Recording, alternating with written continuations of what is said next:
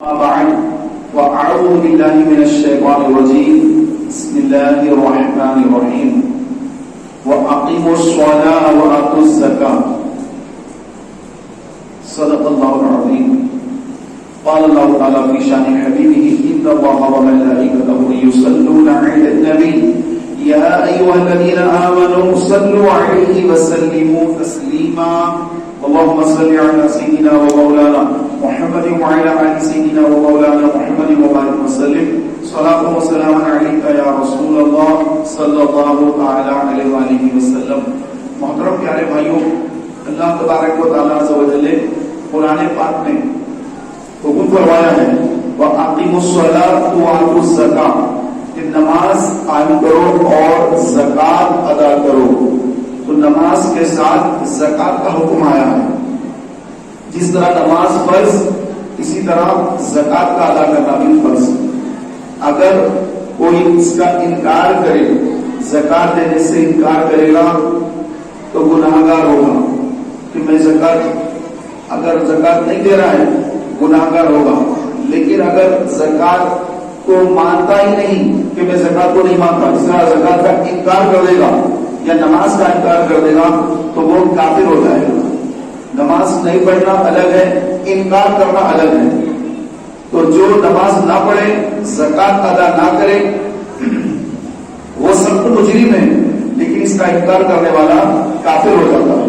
پیارے بھائیوں، اللہ تبارک و تعالیٰ عز و جل نے دنیا میں نظام رکھا ہے. ہر ایک کو اللہ تبارک و تعالیٰ اپنی مشیت کے مطابق نوازتا ہے، اور اس کے بعد جن کو مالدار بناتا ہے ان کو حکم فرماتا ہے کہ تم غریبوں کی مدد کرنا، ان کو زکات ادا کرنا.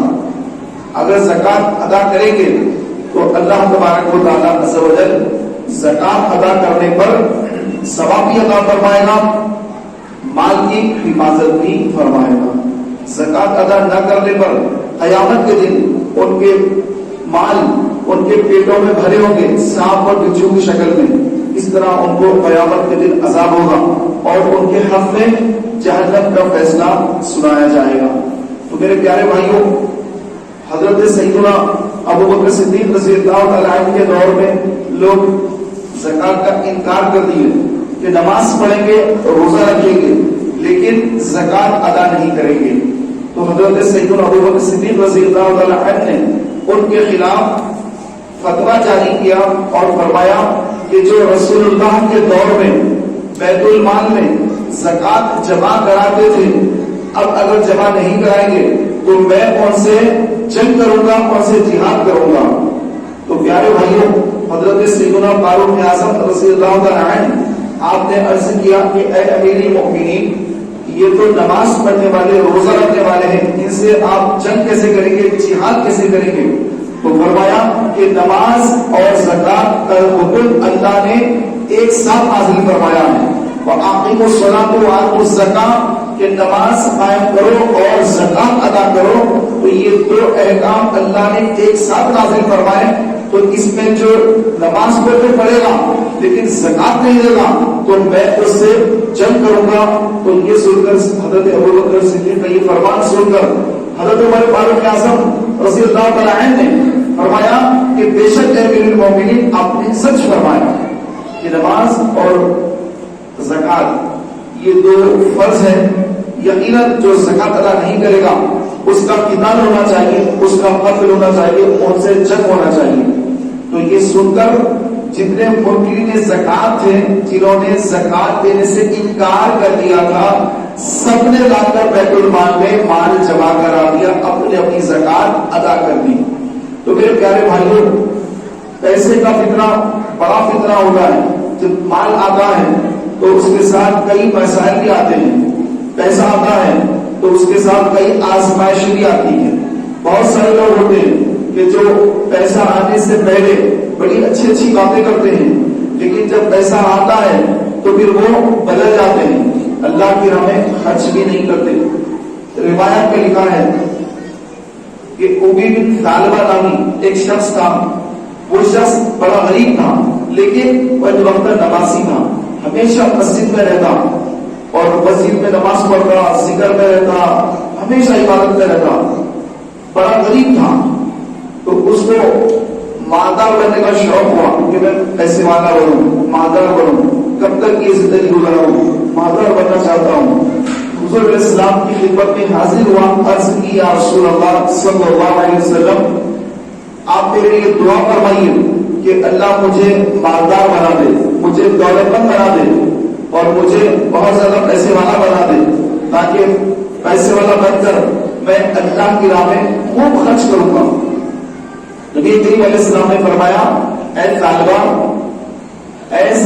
تیرے لیے یہ بہتر نہیں ہے، تیرے لیے یہی بہتر ہے جس حال میں تو رہ رہا ہے، تیرے لیے یہی بہتر ہے. مالدار بننے کی تمنا مت کر، تیرے لیے یہ بہتر نہیں ہے، بلکہ تو جس حال میں ہے ایسا ہی رہے، یہ تیرے لیے اچھا ہے.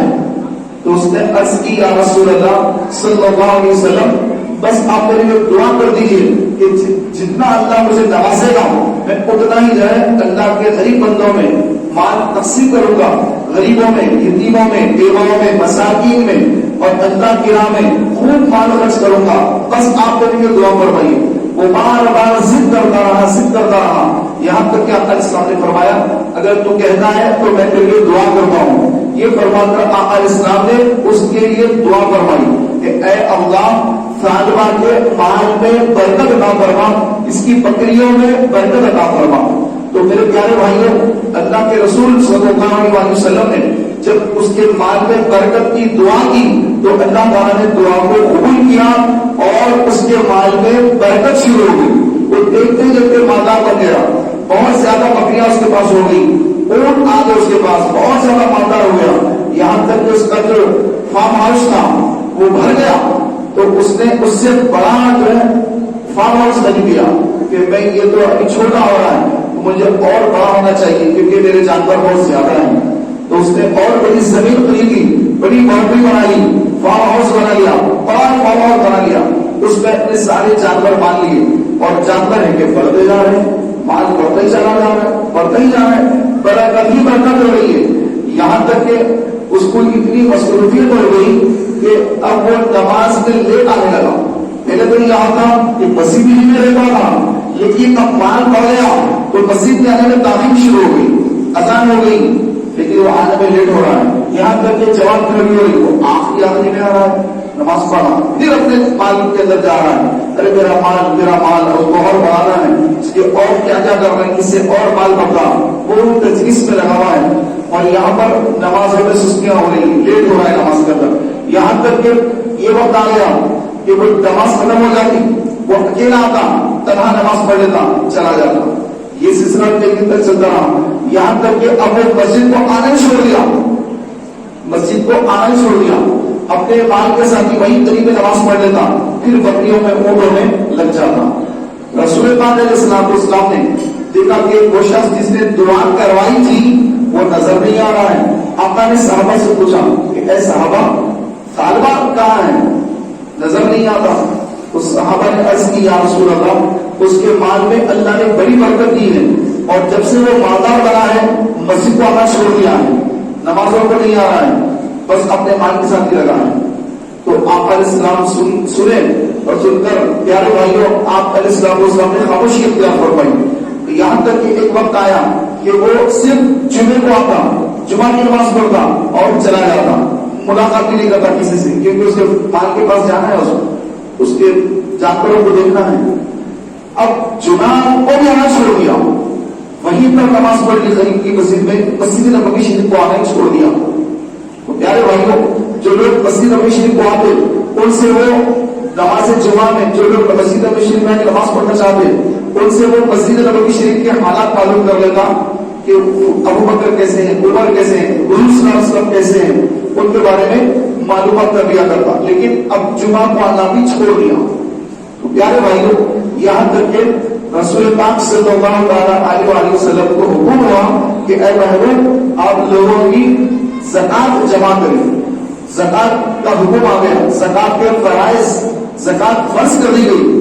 جب زکات فرض ہوئی تو پیارے بھائیوں رسول پاک علیہ السلام نے صحابہ کرام کو حکم دیا کہ جاؤ مدینے میں جتنے مالدار لوگ ہیں ان سب سے زکات وصول کرو، کہ جس کے پاس اتنا سونا ہو یا اتنا چاندی ہو یا اتنے جانور ہو، اتنے کتنے اونٹ ہو، کتنی بکریاں ہو، تو اس پر کتنی زکات ان سے جمع کر کے بیت المال میں لا کے اس کو اکٹھی کرو، جمع کرو۔ تو صحابہ کرام زکات وصول کرنے کے لیے باہر نکل گئے اور پھر مالدار صحابہ کے پاس گئے اور وہاں سے ان کی زکات وصول کی۔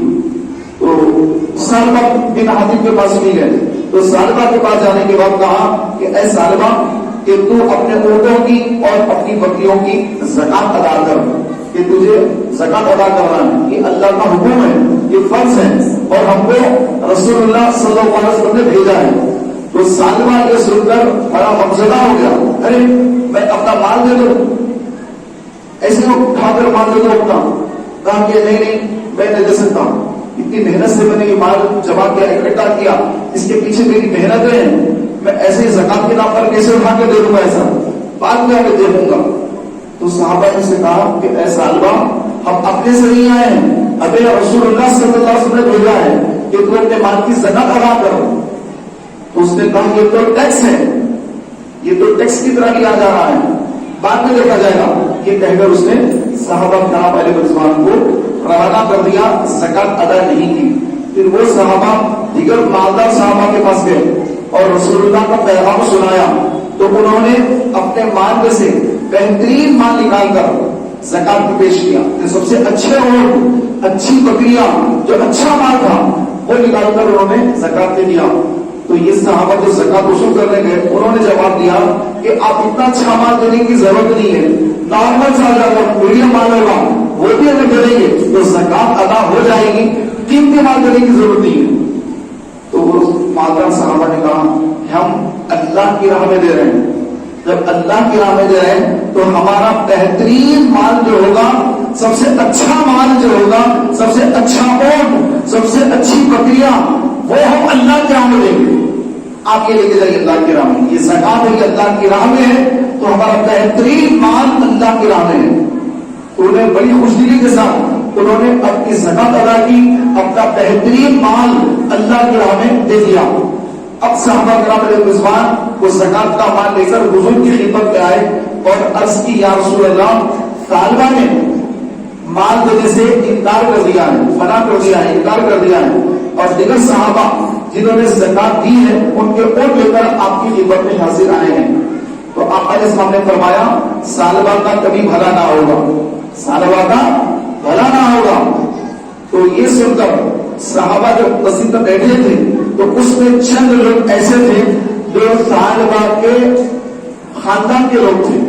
جب انہوں نے سنا کہ سالبہ کا بھلا نہ ہوگا، رسول اللہ فرما رہے ہیں، تو یہ سن کر وہ لوگ وہاں سے اٹھے اور سیدھے بھاگتے ہوئے دوڑتے ہوئے سالبہ کے پاس پہنچ گئے اور کہا کہ اے سالبہ تو نے یہ کیا کر دیا کہ اللہ کے رسول صلی اللہ علیہ وسلم نے زکات وصول کرنے کے لیے جن صحابہ کو تیرے پاس بھیجا تھا تو نے ان کو زکات کے اونٹ اور زکات کی بکریاں دینے سے تو نے انکار کر دیا، یہ تو نے کیا کیا کہ اب تیرے لیے بربادی ہے، تیرے لیے ہلاکت ہے کہ ہم رسول اللہ کے دربار سے آ رہے ہیں اور رسول اللہ صلی اللہ علیہ وسلم فرما رہے ہیں کہ تیرا کبھی بھلا نہ ہوگا، کاش تیری ماں تجھے نہ جانتی۔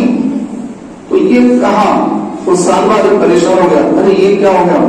اب بہت سارا مال لے کر حضور کے پاس آیا کہ یا رسول اللہ میں اپنی زکات دینا چاہتا ہوں، میں اپنا مال زکات میں دینا چاہتا ہوں۔ تو اتنے میں اللہ نے قرآن کی آیات نازل فرما دی کہ اے محبوب ان میں سے بعض وہ ہیں جو پہلے کہتے ہیں کہ اللہ اگر ہمیں نوازے گا تو ہم اللہ کے راہ میں خوب دیں گے، اور جب اللہ اپنے فضل سے انہیں عطا کرتا ہے تو پھر وہ دینے سے انکار کر دیتے ہیں۔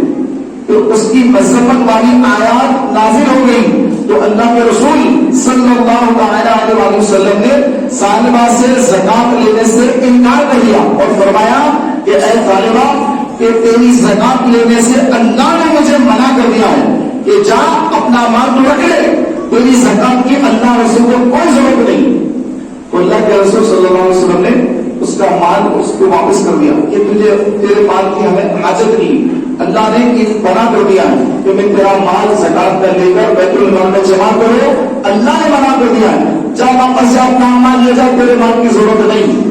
تو میرے پیارے بھائیوں اب وہ روتا ہوا سر پر مٹی ڈالتا ہوا اڑتا ہوا چلا گیا، یہاں تک کہ رسول پاک صلی اللہ علیہ وسلم دنیا سے پردہ فرمائے، صدیق اکبر پہلے خلیفہ بنے، سالہ پھر آ گیا بہت سارا مال لے کر، اونٹ بکریاں پورا لے کر آ گیا۔ عرض کی یا رسول اللہ، یہ یا امیر المومنین اے ابو بکر صدیق، یہ مال ہے زکات کا، اس کو قبول کروا لیجیے۔ تو صدیق اکبر نے فرمایا کہ اے طالبہ، اللہ کے رسول صلی اللہ علیہ وسلم نے تیرا مال لینے سے منع کر دیا تھا، اب ابو بکر تیرا مال کیسے لے گا؟ لے جا واپس، تیرے مال کی ہمیں حاجت نہیں۔ یہاں تک کہ صدیق اکبر کا دور 2 سال 6 ماہ آپ کی خلافت رہی۔ جب آپ دنیا سے پردہ فرمائے، فاروق اعظم خلیفہ بنے، فاروق اعظم جب دوسرے خلیفہ بنے تو فاروق اعظم کی خدمت میں پھر صاحب آیا، مال لے کر آیا اور عرض کی اے امیر المومنین، یہ میری زکات قبول فرما لیجیے۔ تو امیر المومنین حضرت عمر بن خطاب فاروق اعظم رضی اللہ عنہ آپ نے فرمایا کہ اے سالمہ، اللہ کے رسول نے تیری زکات قبول نہیں کی، ابو بکر صدیق تیری زکات قبول نہیں کی، تو عمر تیری زکات کیسے قبول کر سکتا ہے؟ جا واپس جا واپس چلا جا، اپنا مال لے کر جا، تیرے مال کی ہمیں حاجت نہیں۔ یہاں تک کہ حضرت عثمان غنی کے دور میں وہ مر گیا، اس کا انتقال ہو گیا۔ تو میرے پیارے بھائیوں، مال کی تمنا جو کرتے ہیں لوگ کہ بہت زیادہ مال مل جائے تو پھر ہم اللہ کی راہ میں خرچ کریں گے، اللہ کی راہ میں دیں گے، راہ خدا میں لٹائیں گے، اس طرح کی جو باتیں کرتے ہیں، اور اس کے بعد جب ان کو پیسہ اللہ عطا کرتا ہے، مال دیتا ہے، تو پھر ان کی نیتیں بدل جاتی ہیں۔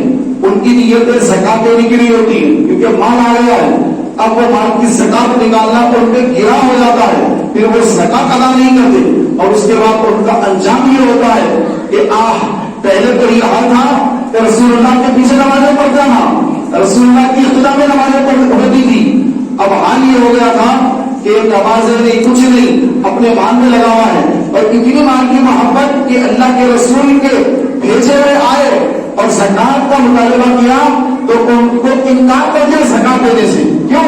مال کی محبت، پیسے کی محبت، اس نے انکار کر دیا، تو پھر اللہ ہی نے منع کر دیا کہ اس کا مال چاہیے ہی نہیں۔ تو میرے پیارے بھائیوں، مال جب آتا ہے تو انسان بدل جاتا ہے، اس کی تیور بدل جاتے ہیں، اس کے انداز بدل جاتے ہیں، اس کے اندر عجیب و غریب قسم کا تکبر پیدا ہونا شروع ہو جاتا ہے۔ تو یہ زیادہ مال جمع کرنے کی حرص اور تمنا یہ آخرت کی بربادی کا سبب بھی بن سکتا ہے۔ لیکن جو مالدار صحابہ تھے، جن کے کاروبار تھے، تجارتیں تھی، حضرت عثمان ابن عفان، حضرت سعد بن ابی وقاص، دیگر صحابہ، تو یہ تمام صحابہ جن کے پاس بہت زیادہ تجارتی مال تھا تو اپنے مال کی زکات ادا کرتے تھے، جتنا مال ان کے پاس ہوتا اس کی پوری زکات ادا کرتے، کبھی کچھ انہوں نے روکا نہیں، بلکہ بہترین مال اللہ کی راہ میں دیا۔ تو اللہ کی راہ میں اپنا بہترین مال دینا یہ صحابہ کرام علیہ رضوان کی سنت مبارکہ ہے۔ بعض لوگ جب کوئی پیسہ دینا ہو تو پھٹی پرانی نوٹ وہ جو ہے مسجد کے گلے بنا دیتے ہیں، ارے پھٹی نوٹ چل بھی نہیں، اس کو اس گلے بنا دو، چندی گڑھ پہ پھٹی نوٹ ڈالو۔ تو میرے پیارے بھائیوں، ایسا نہیں، بلکہ اپنا بہترین مال جو ایک دم اچھی نوٹ ہے، ایک دم دیکھنے میں آپ کو اس کو دیکھتا آپ خوش ہو رہے ہیں، صحیح نوٹ ہے، وہ نئی نوٹ وہ اللہ کے ہاتھ میں دیجیے۔ غریب کے ہاتھ میں، غریب مسکین ہے، یتیم ہے، بیوہ ہے، اس کے ہاتھ میں پیسے دینا ہے تو بہترین نوٹ اس کے ہاتھ میں دیجیے، بہترین نوٹ اللہ کے گھر میں مسجد میں دیجیے، اچھے سے اچھی نوٹ اللہ کی راہ میں دیجیے، اور نیت اللہ کی رضا کی ہو۔ تو میرے پیارے بھائیوں، اللہ کی راہ میں بہترین مال دینے والے کو کبھی اللہ مایوس نہیں فرماتا، بلکہ روایت میں لکھا ہے کہ اللہ کے رسول علیہ السلام نے فرمایا کہ اللہ تبارک و تعالیٰ صدقہ دینے پر مال میں برکت عطا فرماتا ہے، اور سود لینے پر اللہ تعالیٰ مال میں کمی کر دیتا ہے، اس کا مال خیر و برکت سے محروم کر دیا جاتا ہے جو سود لیتا ہے، سودی کاروبار کرتا ہے۔ روایت میں لکھا ہے کہ جو سود کا کاروبار کرنے والا ہے، سود کا کھانے والا ہے، گویا ایسا ہے جب وہ مسجد کو آتا ہے تو گویا خنزیر کے خون سے وضو کر کے وہ مسجد میں آیا، خنزیر کے خون سے وضو کر کے وہ مسجد میں آیا۔ اندازہ لگائے کہ اتنی جو ہے گندگی والی بات، اتنی گندگی، خون، خنزیر کا خون، کتنا گندا خنزیر، ناپاک، اس کا خون کیسا، اس سے کوئی وضو کر کے مسجد کو آئے تو کیا اس کی نماز ہوگی؟ تو یہ سود خوروں کا حال ہے جو آج ہماری قوم کے اندر عام ہوتا جا رہا ہے. سود کا نام نہیں بلکہ منافع کے نام پر سود کھایا جا رہا ہے. منافع، یہ فلاں ہے، یہ ایسا ہے، وہ ایسا ہے، ہم مہینے کو آپ کو جو ہے ایک ساتھ 10 لاکھ روپے دے دیں گے، پھر آپ ہر مہینہ ہم کو اتنے پیسے دینا. سود نہیں ہے یہ، کچھ اس کا نفع ہے، ایسا ہے ویسا ہے، باتیں ادھر ادھر کی ہوں گی لیکن حقیقت میں سود نہیں ہوتا ہے. لیکن بولیں گے کیسا؟ اپنے آپ کو مسلمان جو کہتے ہیں سود خور کیسے کہیں گے اپنے آپ کو؟ یہ سود نہیں ہے بھائی، یہ ایسا ہے بھائی، فلاں ہے بھائی. تو اس طرح کی باتیں کر کے ماشاء اللہ میرے پیارے بھائیوں، آج مسلمان سود کھا رہا ہے، رشوت بھی لے رہا ہے، شراب بھی پی رہا ہے. کوئی ایسا گناہ جو اس دور میں تھا آج نہ ہو اور مسلمان نہ کرتے ہو، کوئی ایسا گناہ آپ بتائیے. آج ہر گناہ میں مسلمان ملوث نظر آئے گا، ہر گناہ میں مسلمان ملوث نظر آئے گا. پھر آج کے حالات کی آپ دیکھ رہے ہیں کہ حالات ہمارے کیسے ہو رہے ہیں. اللہ تبارک و تعالیٰ عزوجل جب ناراض ہوتا ہے تو ایسے لوگوں کو مسلط کر دیتا ہے کہ جن کی کوئی اوقات ہی نہیں ہوتی ہے. ایسے لوگ بڑے بڑے لوگوں پر حاکم بن جاتے ہیں. تو میرا اشارہ آپ سمجھ سکتے ہیں میرے پیارے بھائیوں. آج ہماری حالت بھی یہی ہے، ہم اللہ اس کے رسول کے فرامین سے کوسوں دور جا چکے ہیں. صرف ہمارے سامنے دولت سب کچھ نظر آ رہی ہے. یاد رکھیے اللہ کے رسول صلی اللہ علیہ وسلم نے فرمایا آخرت سمندر ہے اور دنیا اس سمندر میں اگر کوئی اپنی انگلی ڈالے تو اس انگلی کو جتنا پانی لگے وہ دنیا ہے. انگلی اپنے سمندر میں ڈالی تو سب پانی، کتنا پانی لگا انگلی کو، کتنی انگلی بھیگی، بس یہ دنیا ہے، کتنی دنیا ہے. اور سمندر یہ آخرت ہے. ایک لوٹے کی، ایک بالٹی کی بات نہیں ہو رہی، سمندر کی بات ہو رہی ہے. سمندر، آخرت. انگلی پہ جتنا پانی لگا وہ دنیا. اور اس کی خاطر پیارے بھائیوں آج ہماری کتنی نمازیں چھوٹ رہی ہے، کتنے روزے لوگ چھوڑ رہے ہیں. میرا کام سخت کام ہے، روزے نہیں رکھ سکتا میں، روزہ چھوڑ کر وہ کاروبار میں لگا ہوا ہے کیونکہ روزہ خود پہ محنت نہیں کر سکتا. تو میرے پیارے بھائیوں ایسا کام جس سے نماز یا روزہ اگر چھوٹ رہا ہے تو ایسی نوکری کرنا یہ حرام ہے کہ آپ ایسی نوکری نہ کریں، بلکہ ایسی نوکری، ایسا کاروبار کریں جس سے آپ کی 5 وقت نماز 5 وقت آپ کو ادا کرنے میں آسانی ہو اور رمضان کے فرض روزے ادا کرنے میں آسانی ہو. اس لیے آپ نے اس نے فرمایا کہ جو اپنے ملازم کو ماہ رمضان میں حالت روزہ میں اپنے ملازم کا کام ہلکا کر دے گا تو اللہ تعالیٰ قیامت کے روز اس کے کاموں میں آسانی کر دے گا. تو جو ملازم ہمارے پاس جاب کرتے ہیں، کام کرتے ہیں، تو ان کے کام میں کمی کرتے ہیں. اگر 4 بجے تک ڈیوٹی ہے، 1 بجے ڈیوٹی ان کی ختم کر کے گھر بھیج دیں، جب آپ کی ڈیوٹی ختم آپ روزے سے، تو بندہ گھر کو آ جائے، ظہر پڑھ کر کچھ دیر آرام کر لے تاکہ پھر رات میں تراویح کے لیے اس کے اندر قوت پیدا ہو، کیونکہ سحری بڑھ جاتا ہے تو نیند نہیں ہوتی ہے. تو یہ پیارے بھائیوں آقا علیہ الصلوۃ والسلام کی تعلیمات ہیں. اللہ تعالیٰ کی بارگاہ میں دعا ہے کہ اللہ تبارک و تعالیٰ ہمیں ماہ رمضان کے پورے روزے رکھنے اور وقت پر 5 وقت نماز ادا کرنے کی توفیق عطا فرمائے، زکات ادا کرنے کی توفیق عطا فرمائے، اعتکاف کرنے کی توفیق عطا فرمائے. آمین بجاہ نبی کریم صلی اللہ